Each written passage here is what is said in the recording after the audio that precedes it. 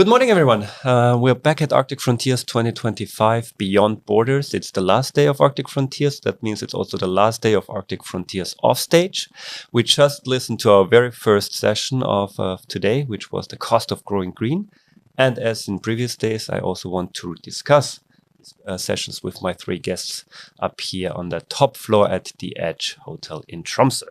So again, introduce all of you before we start with our conversation. I'll start with Toril Inga Røe-Utvik, who is a manager for Northern Area Unit at Equinor and an environmental chemist by educational training, let's put it that way.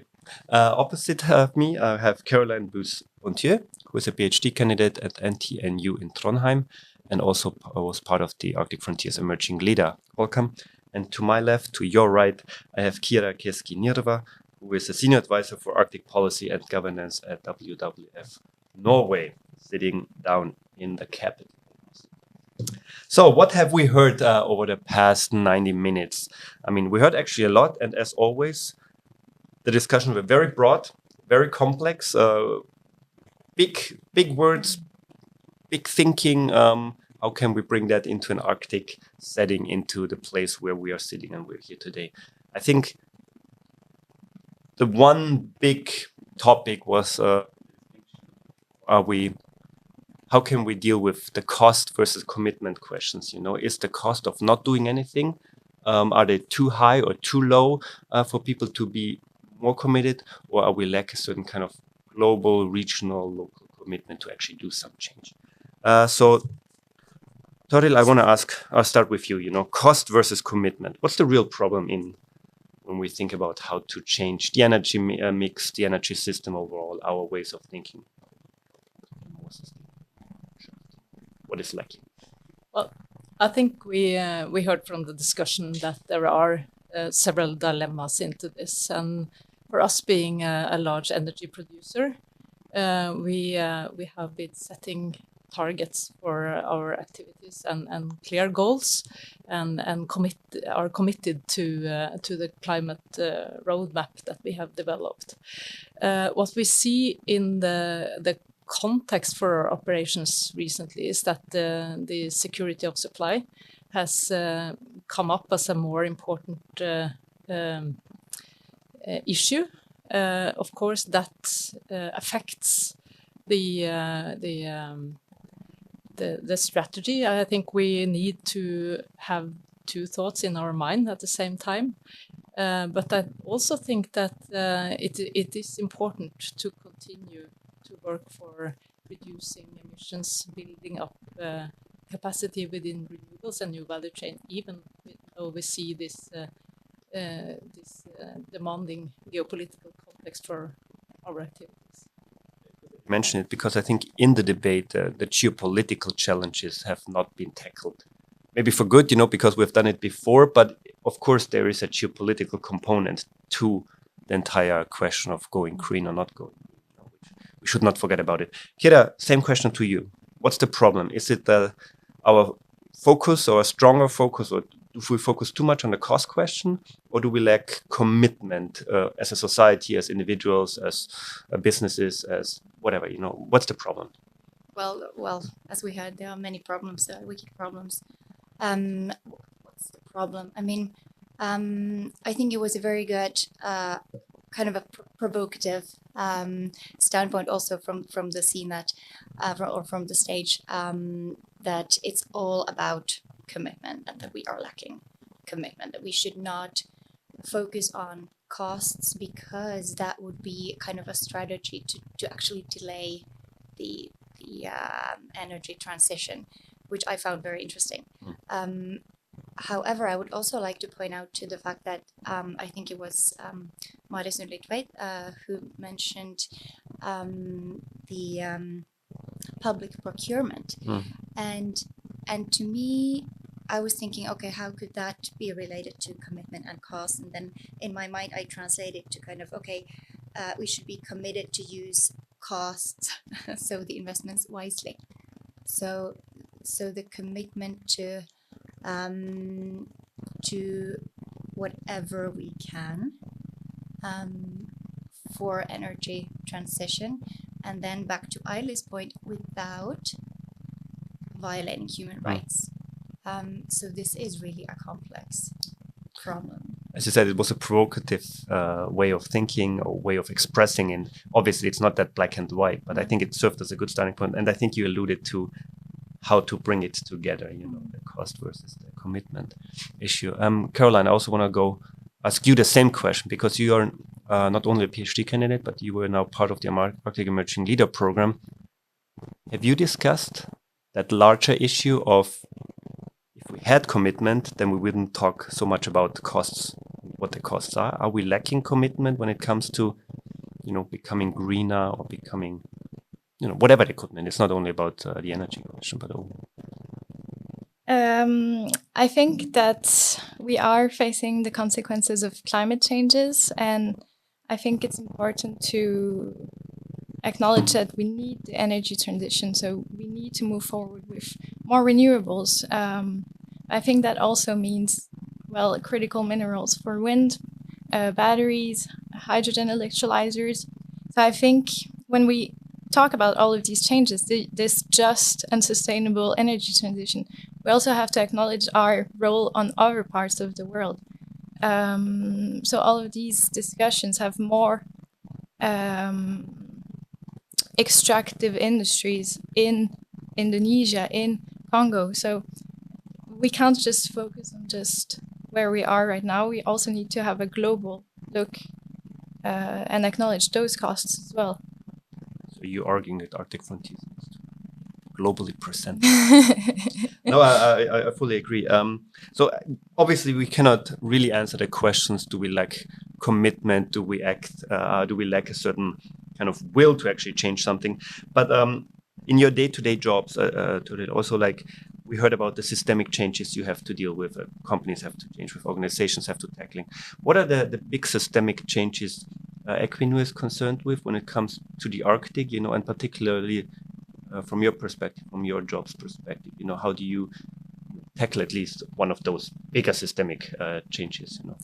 No, I think there are several areas where we have changed. I would say during recent years we have been much more eager to ensure local value creation from our activities.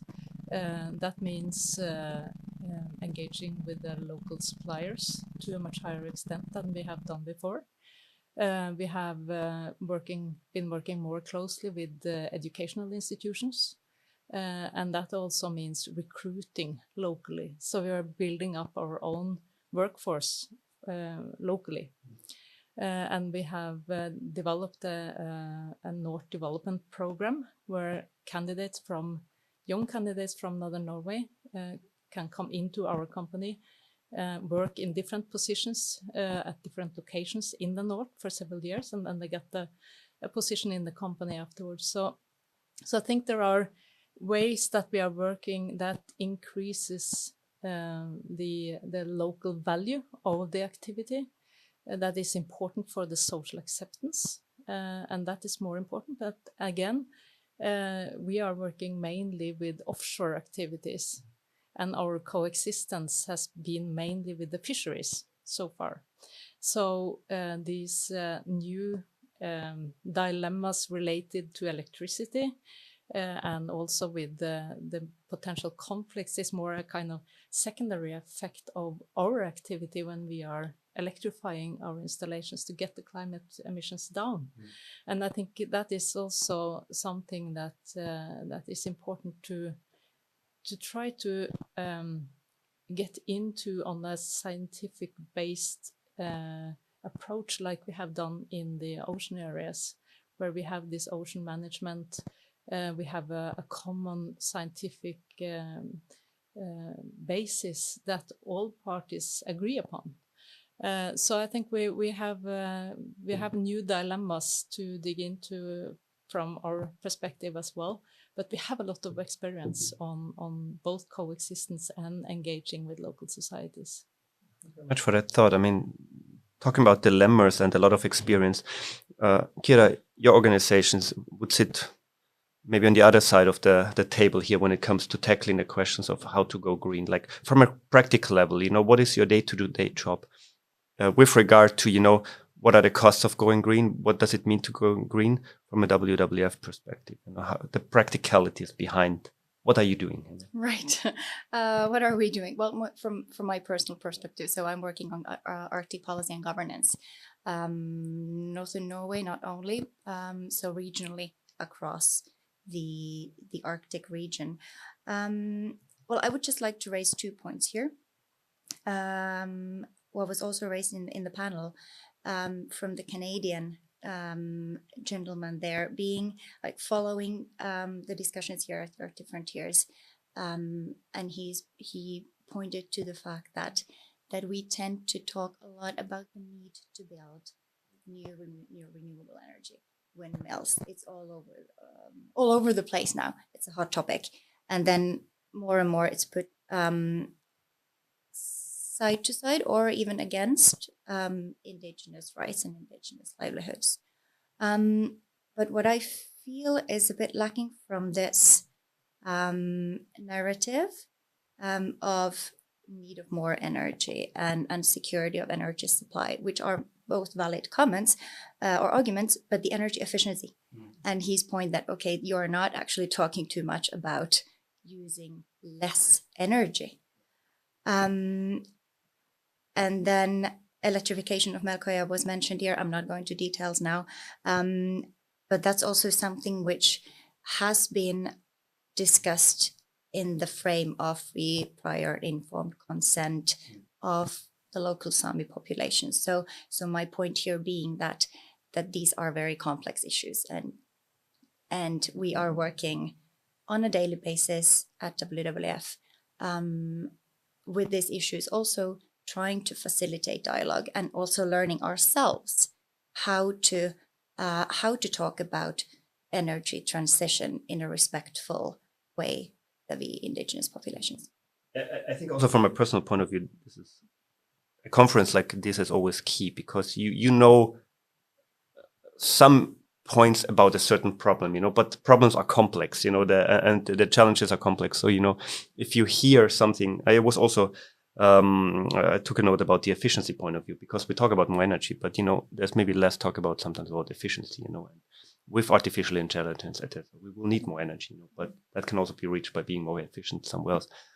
Caroline, that leads me to your PhD. You work on sustainable and just transition in your PhD.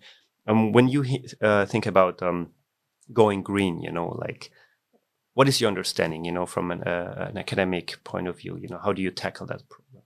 So I totally agree with you about that we can't just expand this green growth narrative that we're seeing is maybe not the way that we want to go. I think there should be more focus on efficiency, energy efficiency, how to economize our economies. And to your point as well, I think the energy transition is very contextual. There is not one size fit all. I think it was mentioned as well during the panel. But at the same time, we have free prior informed consent that we can try to implement better and try to really acknowledge and just follow these already existing frameworks. I'm not done with my notes, so apologies. Okay, thank you. What has also been mentioned, and I think Tori, you already alluded to it, how you work with researchers and communities, was like, if we want to change something, we need to genuinely include, in this discussion, indigenous people were mentioned, but of course it's not only about the indigenous people, it's like genuinely including everyone that is concerned or that is part of the problem that needs to be tackled. From your job perspective, how does this genuinely inclusion work? How do you reach out to communities? You've already mentioned that, you have these programs, but how does it work on a day-to-day basis? Like, do you have events? Do you have mentorship programs? Like, how does it work on a day-to-day basis?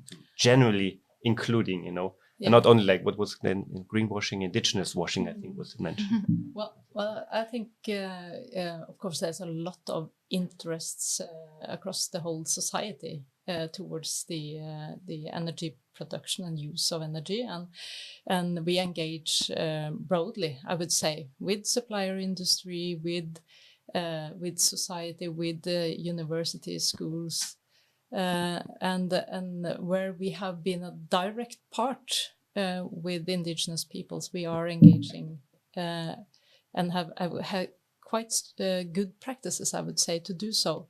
So when we developed Melkøya, that was actually used as an example of how to do this in an impact assessment guideline produced by the Arctic Council a few years back, and where the Arctic Council got the international award of impact assessment for that guideline. So I think what is important here is to see that there are several steps outside the direct impact that we have of our activities, like the discussion around electrification that is challenging, and the broader society effects on that kind of, I would say, high-level political decisions is in a way a new thing for us to handle on the local level. For somebody who's not really into the topic, like what is so challenging with the electrification issue? Maybe from both of your point of view, what are the challenges? What is the dilemma here? Because there are national, of course, Melkøya is one of the largest CO2 point sources for CO2 emissions. And to reduce that, we have proposed to electrify Melkøya. And taking that amount of electricity from the grid is reducing opportunities for some other actors. And we are working to see how that can be solved. But the electrification also means that the grid will be developed. So there will be opportunities for developing the total amount of electricity production in this region. So I think there are some good things and some bad things with doing that. And these dilemmas is important to discuss. I guess we're not jumping into the overall grid discussion and energy discussion that's affecting Norway and Europe. You know, that's a different discussion as well. Yeah. But I think, again, you alluded to something, and I want to bring in Kira here. You know, I mean, what I think is often a bit lacking at Arctic Conference is that we, of course, talk a lot about the Arctic, you know, but sometimes we don't talk a lot about the opportunities that the Arctic provide that could also maybe be transported to the rest of the world. And I think one of the gentlemen at the session also talked about microgrids, the potential or the need of a billion people, I think it was, that need microgrids all over the world, you know. And here the Arctic could potentially serve, you know, as a blueprint or whatever. You know, you could develop ideas in the Arctic that might be of help to develop introduce microgrids somewhere else. You know, again, from a practical point of view, WWF, how do you work in Oslo to communicate the Arctic to your peers in, I don't know, London or Berlin or somewhere else? You know, it's like saying, okay, the Arctic is a region of challenges, complex challenges, but there are a few opportunities where we can actually learn from a place, and actually, you know, that might be help to our work or to tackle challenges somewhere else. Right, a very broad question from obviously microgrids to communications.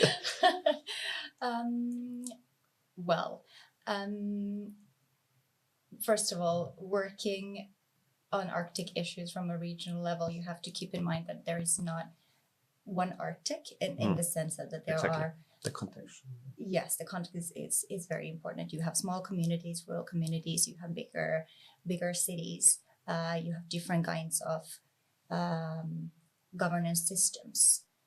So there is no one size fits all, and there is no one narrative of Arctic that we from Oslo or from Tromsø or Yukon would communicate. But what I think is important for us is to communicate the connection between what's happening in the Arctic and how that connects and affects, changes other parts of the world and vice versa. I mean, I'm stating the obvious for somebody who's attended Arctic Frontiers many times, but it is important to repeat, and that's what we also communicate. It's all connected, and therefore, yes, we're talking about use of biodiversity, for example, in the Arctic, which is a local or regional issue, but then the climate change mitigation needs to happen on global level. All right. Okay. Also to you, Caroline, a similar question. Arctic Frontiers Emerging Leader Program was always happening before the conference. Now you attended the conference, and particularly with that session, the cost of growing green, have we tackled the questions that you asked, that you were asking with your peers beforehand, and that were also raised in the video that was shown by the emerging leaders? How would you conclude? So we asked the pretty broad questions. We asked what is the cost of going green and not going green, and how can we get an inclusive transition going. And I think this is back to what we were saying about contextual and acknowledging that the context in, for example, Nunavut or Sami land in northern Norway or in northern Sweden is very different. So I often hear kind of examples of successful stories in Northern America, and why are we not doing this in northern Norway? But I think this is the history of these indigenous peoples is very important to acknowledge and understand that it's not reproducible in this similar way. I think it's also what we often, repeat in the Arctic world is there are many Arctics within the Arctic, and while of course it's important to talk at this one Arctic, you need to understand that the challenges are different depending on the region. Obviously, as people who have followed us over the last few days, we try to tackle the big questions here, so I want to conclude also with a big one, that has been tackled before, that we mentioned before. Again, in this session, people talked about transparency, the need for trust. We raised being an optimistic realist and less of a cynical person when it comes to the future of the Arctic and the future of the globe. And we discussed similar questions when it came to the state of affairs and geopolitics, but of course also strengthening regional capacity or ocean management. And also want to do the same thing, how can we, from this perspective of going green, be less cynical and be more optimistic realist, when it comes to the challenges of the future, particularly with regard to going green. It's a What's difficult needed? question. Thank you very much. In these days, I must say, but I think we are doing very much the right way here in the Arctic region. I mean, we have, as I said, experience from coexistence with industry development in a sustainable way. With as I said, coexisting with other industries for many years. We have a framework of ocean management that is being exported as a best practice. So I think we are doing a lot in the right way, and we should continue to build on that experience. And I think I agree with you that that Arctic experience can be exported as a best practice in many ways. We have a good dialogue. We are doing things with a very clear sustainability framework around it. So I think there are things to learn from this region and also to be optimistic around. So even though there are parts of the context that are quite challenging at the moment. Kira, the same to you. I mean, we know that we built our knowledge on previous experience, and we can better include old knowledge with new knowledge in a way. And we also know that we need to act faster, and we lack commitment sometimes. But are we sometimes also maybe too impatient as humans? That change always needs to happen now. And how can we become a bit more optimistic and less cynical? Well, that's well, change needs to happen now in terms of climate change mitigation, because the climate change is happening now. Right. So we need to be impatient, and we need to soon get very angry as well, because I would slightly disagree with us saying that things are working well in the Arctic. We are losing nature and biodiversity at alarming pace. The ice is melting, the oceans are warming. Indigenous peoples feel that their rights are violated. We are obviously not doing the right things at the moment. I'm not saying that we are not trying. We should keep trying. And what I brought with me from another side event, listened to Indigenous youth, Anja-Maria Nystad-Keskitalo, who was talking about her experiences as a young Sami person in talking about biodiversity, governance, and land use. And her conclusion after all was, she said, "I have hope, and you should have too." And that's something that gave me inspiration. So not lose hope and get a bit more angry. Caroline, the same thing, the big question, how do we be hopeful, not lose hope, but also be slightly angry, I agree. I think we should have a sense of urgency, and we should keep this sense of urgency. The more we talk with ecologists and biologists, the more we sense this urgency to act. And it's also very worrying to hear sea level rises. They're out researching the climate changes, and we should take this seriously. At the same time, we see that there are human rights breaches in northern Norway. We see that the processes are not being done in a meaningful manner. So I think we should also be able to take our responsibility as high demand countries, and also have genuine engagement with the people that are bearing the burdens of this transition. Well put, thank you very much. I think it well summarized the need for transparency, trust, but also practical matters like efficiency. All right, thank you very much to all three of you for being here with me and trying to tackle the big questions of transparency and trust.